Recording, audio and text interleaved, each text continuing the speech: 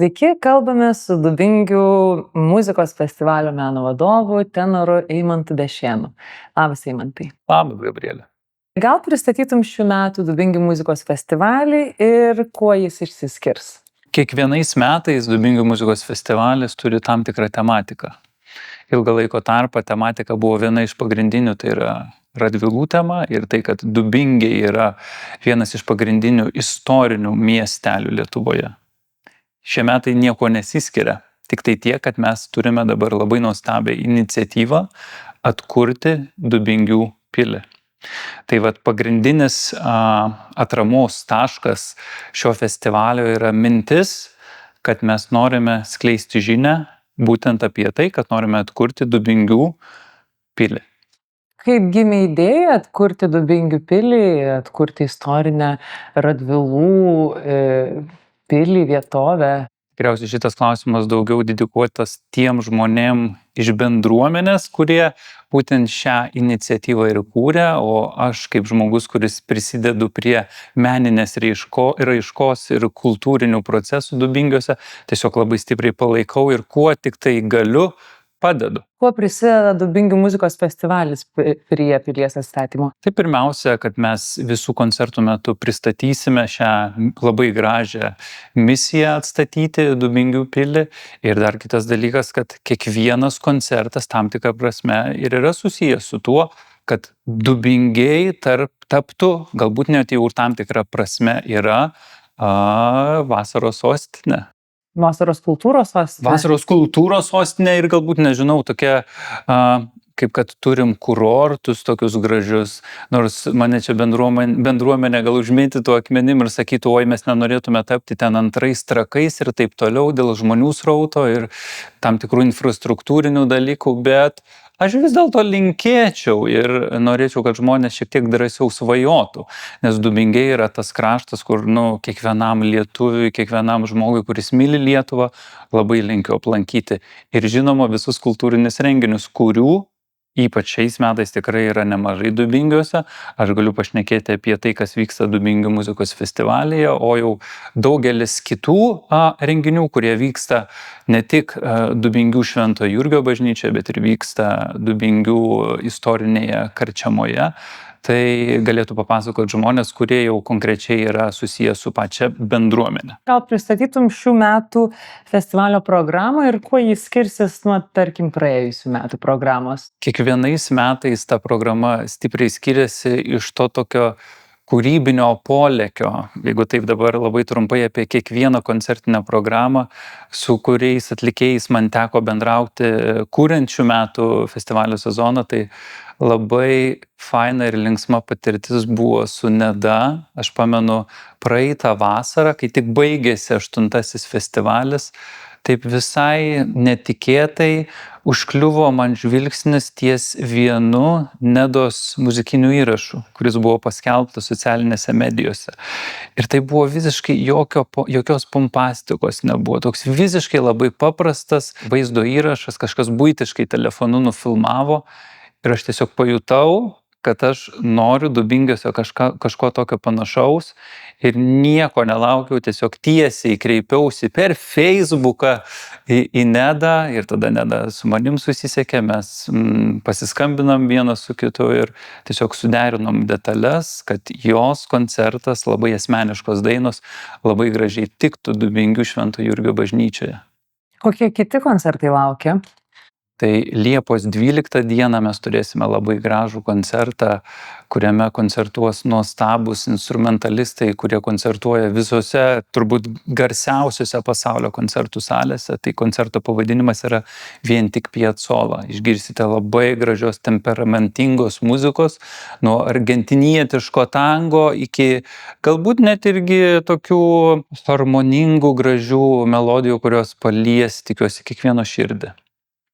Ir pats festivalis pasibaigs rugpjūčio 22 dieną kartu su Ilija Aksionovu ir kamerinės muzikos ansambliu Muzika Humana, kurie atliks koncertinę programą pavadinimu Angelo alsavimas. Tai to koncerto metu išgirsime taipogi labai daug gražios muzikos, tai jau bus koncertas skirtas akademinėje muzikoje skambės, jeigu gerai pamenu, Finzi kantata skirta orkestrui ir tenorui. Manyčiau, galbūt tai netgi bus tam tikras debiutas Lietuvoje, bent jau aš asmeniškai nesu girdėjęs šios muzikos atliekamos Lietuvoje. Nors galbūt galiu ir klyst. Ir bus daug baroko muzikos, ar ne? Kuo išskirtinis yra Dubingių muzikos festivalis lyginant su kitais muzikos festivaliais, vasaros muzikos festivaliais Lietuvoje? Jeigu taip atsakant tiesiai į klausimą, tai greičiausiai skiriasi tai labiausiai pačia lokacija, nes kito festivalio Dubingiuose nėra, arba bent jau kol kas nėra. Taip išduosiu tokią labai nedidelę paslaptį, yra tokių minčių ateityje, arba padaryti tokį rebrandingą, arba tiesiog pritaikyti prie kitos erdvės, kai jau bus Dubingių pilis atstatyta. Mes labai tikimės, kad festivalis ir festivalio renginiai persikels į pačią pilį, kur mes jau nebūsim taip stipriai apribojami žanrų kontekste. Mano svajonė Dubingiuose parodyti kokią nors, pavyzdžiui, operą. Čia būtų tokia kaip viena iš siekiamybių. Bet pilis planuojama, kad bus atstatyta tik po 10 metų, ar ne, 2034 metais, tai dar beveik 9 metai. Tai per visą šitą laikotarpį bus labai daug gražaus laiko kažką tais planuoti į ateitį ir galvoti, ką čia galima būtų labai gražaus sukurti Dubingių pilyje. Kaip vyksta atranka, kaip atsirenkate atlikėjus į Dubingių muzikos festivalį? Kadangi pats esu muzikantas, jau eilę metų teko koncertuoti su labai skirtingais muzikos kolektyvais, turiu daug kolegų, dainininkų, instrumentalistų, su kuriais bendradarbiaujam, dar ir po šiai dienai kartu koncertuojame, tai tiesiog per tą eilę metų koncertų ir bendros praktikos scenoje, o taip tiesiog ir gimsta mintis. Su kažkuo pabendrauji, kažkas sukuria naują, galbūt net negirdėtą koncertinę programą, kuri yra tikrai labai įdomi išgirsti Dubingiuose. Tai manau, vienas iš tokių variantų bus su Ilja Aksionovu, nes kiek teko bendrauti su muzikos humanos meno vadovu, tai lyg ir, jeigu gerai pamenu, jisai sakė, kad nuo pažinties per mane su Ilja jie kartu ir sukūrė dar ir bendras programas, kurie tiesiog po Lietuvą keliaus ir kartu koncertuos. Kokie pagrindiniai atsirinkimo kriterijai, kas svarbiausia renkantis atlikėjus? Kadangi esu jau 4 metus Dubingių muzikos festivalio meno vadovas, man pagrindinis faktorius yra muzikantų profesionalumas. Kad tai nebūtų, nors nieko neturiu prieš žmonės, kurie galbūt ir mėgėjiškai tam tikrą prasme džiugina žmonės. Kartais galbūt net tie koncertai būna kažkuo įtraukesni, nežinau, net kaip kitaip galbūt apibūdinti.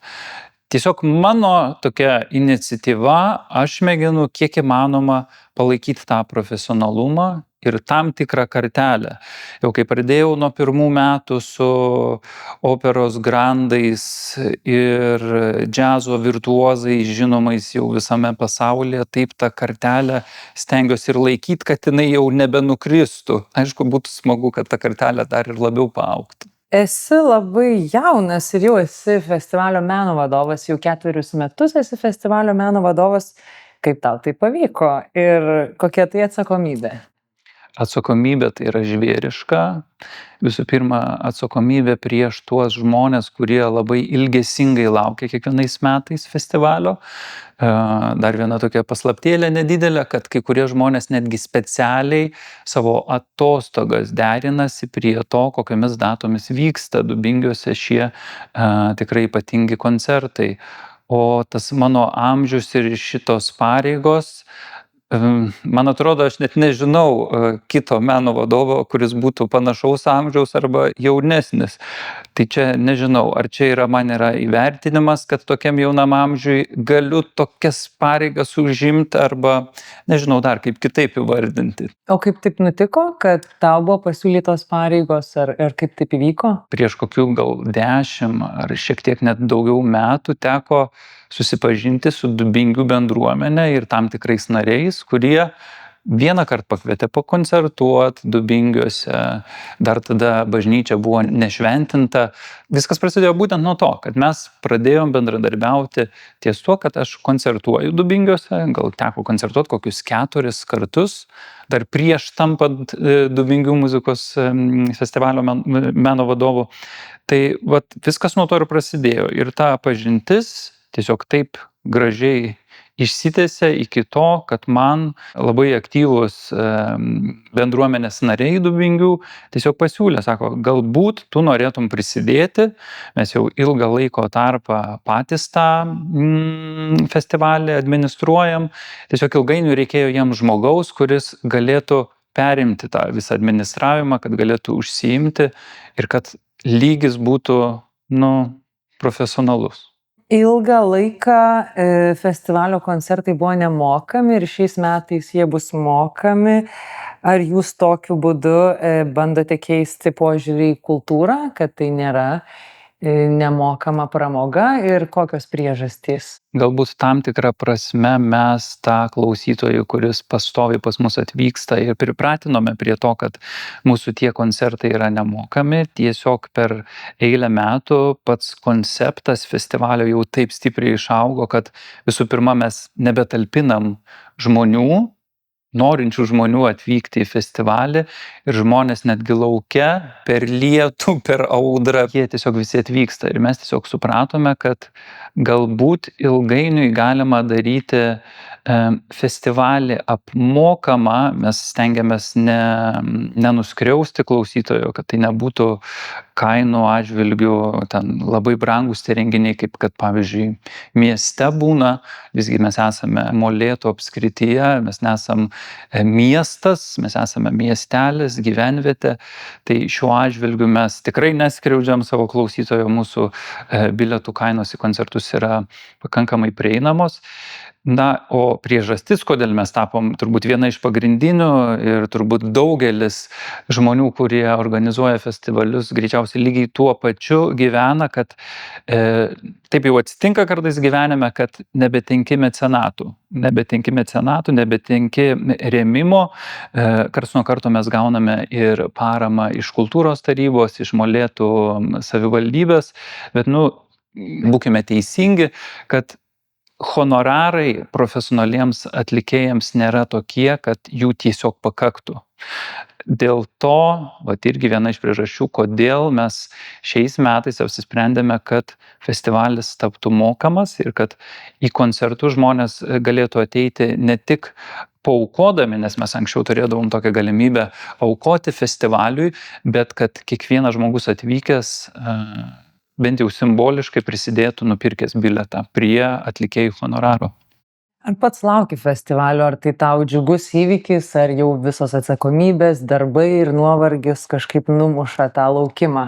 Aš stengiuosi nei parodyti to nuovargio, nei kalbėti apie tai, nes tie žmonės, kurie gyvena festivalio organizavimu, o Lietuvoje labai džiugu, kad tų festivalių pradėjo darytis ženkliai daugiau, jie kūrėsi ir mes tampam kaip kokia, nežinau, Austrija, kaip Vokietija, kur vos ne kiekvienas miestelis ar regionas turi tokias iniciatyvas ir jie kuria tokias meninės išraiškas, kurios pritraukia žmonės. Tai sakyčiau, stengiuosi neparodyti to savo nuovargio, kaip tik skleisti pozityvią energiją ir sakyti, kad viskas bus gerai.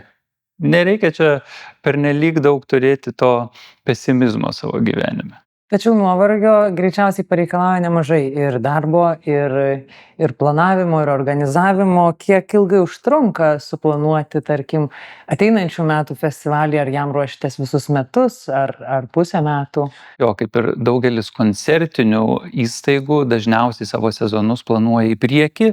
Mes lygiai taip pat jau turime nemenkų planų, galvojant apie jubiliejinį 10 festivalio sezoną.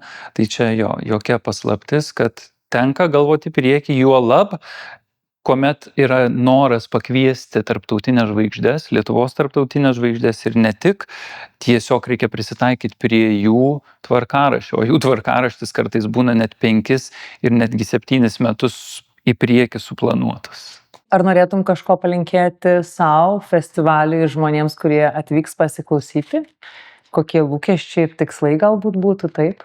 Lūkesčiai greičiausiai būtų tie patys kaip ir visuomet, kad festivalis Dubingiuose džiugintų žmonės, nes mes stengiamės būtent dėl jų šį festivalį išlaikyti. Galbūt net ir buvo tokių akimirkų gyvenime, kad galbūt norėjusi ir viską nutraukti, bet kuomet tu pamatai tas žmonių akis ir tą norą atvykti į festivalį, tai tiesiog užburia ir motyvuoja toliau dirbti ties tuo ir stengtis dėl žmonių, kurie būtent pas mus atvyksta. Tai linkiu, kad festivalis būtų puikus, profesionalus, džiaugsmingas ir sukeltų daug gražių emocijų ir kad ilgai gyvuotų. Ir ačiū labai už pokalbį. Ačiū labai, Gabrielė.